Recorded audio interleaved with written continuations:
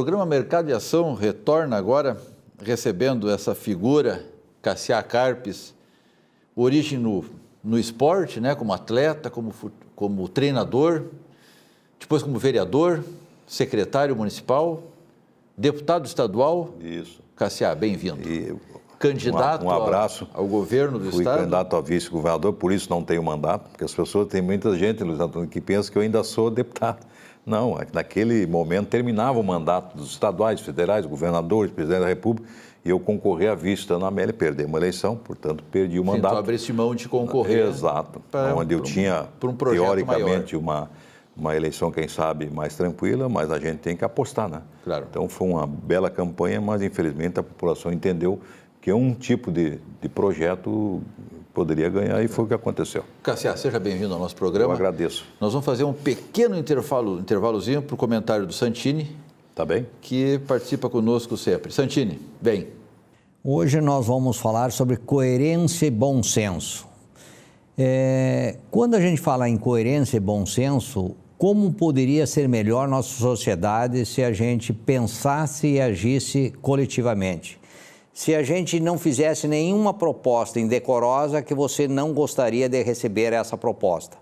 E aí, quando eu vejo conflitos de interesse na sociedade, e vamos citar aqui o exemplo agora do aumento das passagens de transporte municipal de Porto Alegre, que deu margem, e não estou questionando o objeto da ação no Poder Judiciário, mas por que não, antes desse conflito, não reunir todos os atores que são envolvidos nesse segmento, seja o consumidor, seja o poder concedente, seja o poder judiciário, seja o poder legislativo, etc., e construísse uma solução que fosse a melhor possível.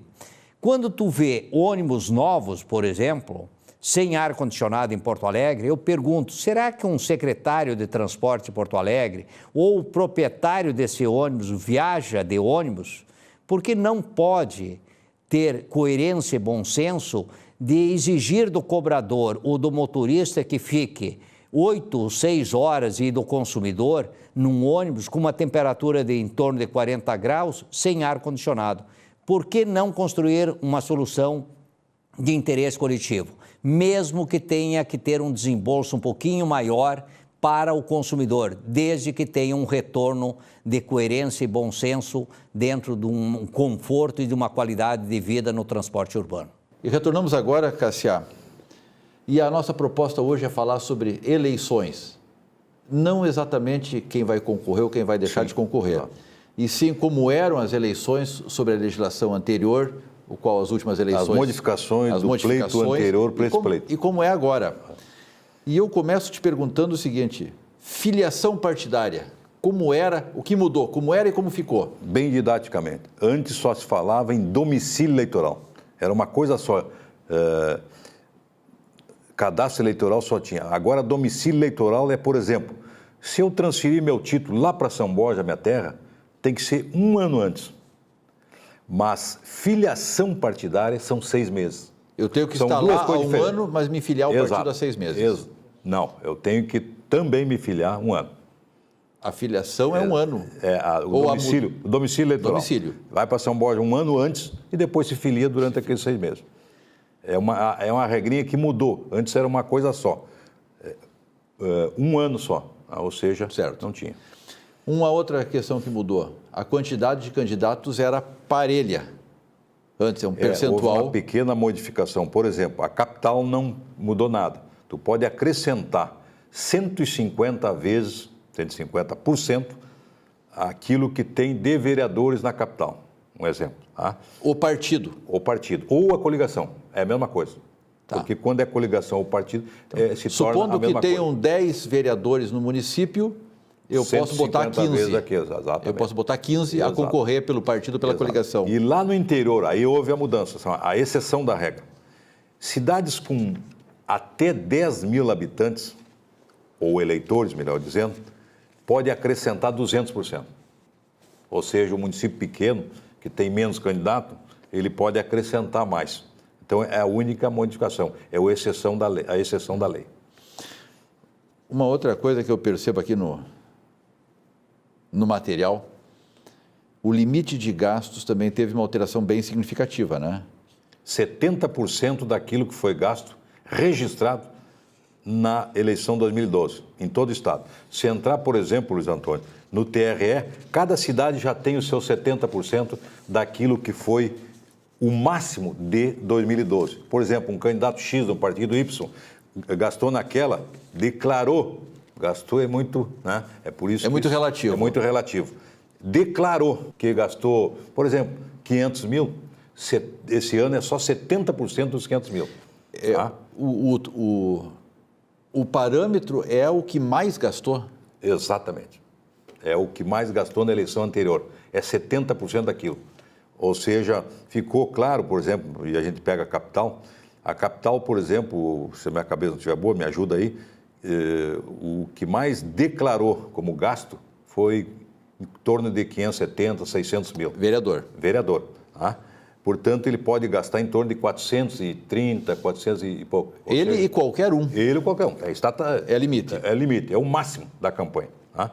Como nós não teremos mais, acrescento aí, né, o dinheiro privado, só de fundo partidário e de pessoas físicas, que até agora não entenderam, mas na hora que começar a campanha, a pessoa física, ela pode contribuir para o seu candidato. Portanto, isso tem uma relação do candidato com a pessoa física. Vai fiscalizar mais, ver quem é que deu, vai ajudar, mas dinheiro privado das empresas, para não acontecer mais desastre econômico que aconteceu aí, com a prisão de muita gente, que houve um conjunto de conluio entre o governo e a iniciativa privada, vai fazer com que o TRE fiscalize mais e o TSE também. Então, não vai ser as mil maravilhas, mas já há um regramento, Luiz Antônio, de que não pode isso, pode aquilo, existem regrinhas. Isso que eu estou te dizendo aqui, que está aí, que nós estamos debatendo, isso não sai muitas vezes na mídia, porque na mídia saem as coisas mais importantes, mas isso no dia a dia de um partido, no dia a dia do candidato. Outro detalhe, só para te dar acrescentando aí, na eleição anterior, o partido era o responsável pela prestação de contas. Nesta não, é o candidato que é responsável. Pode o partido contribuir para aquela conta com o fundo partidário, sim, tá? Mais o dinheiro dele, ele pode também botar o seu, se ele quiser. Tem limite para o dinheiro dele? Tem, dinheiro... 80 mil. 80 mil. 80 mil, mas pode. E é difícil uma pessoa botar 80 mil, só se ele estiver muito bem, mas tem. Tá, me diz uma coisa... Então, ele que é o responsável pela declaração que é fatiada durante o pleito, que hoje é 45 dias. Às vezes o TRE vai decidir depois. Às vezes é 10 dias né, os primeiros 10 dias presta conta, depois o segundo 10 dias presta conta. Pode segmentar. É fatiado. É fatiado. Os municípios menores seguem a mesma regra? Que existe uma conceituação para municípios com até 10 mil habitantes. Até só pode gastar 10 mil. Aí começa o problema. O vereador ou o prefeito? O vereador. Vereador. O vereador. O prefeito não, porque é mais. O vereador só pode gastar 10 mil reais. Isso é pouco? Claro que é pouco. Se estava acostumado a gastar milhões, mas é a regra do jogo. Ou seja, isso vai facilitar, porque o eleitor lá na sua cidade vai fiscalizar. Mas como pode? O cara gastou só isso aqui vai dar 10 mil. Ele gastou muito mais. Então, essas regrinhas não são perfeitas, mas ela vai dar uma noção de quem está gastando demais e quem está gastando bem. E uma regra fundamental na política, para te completar esse raciocínio. Não existe nada que supere o caráter.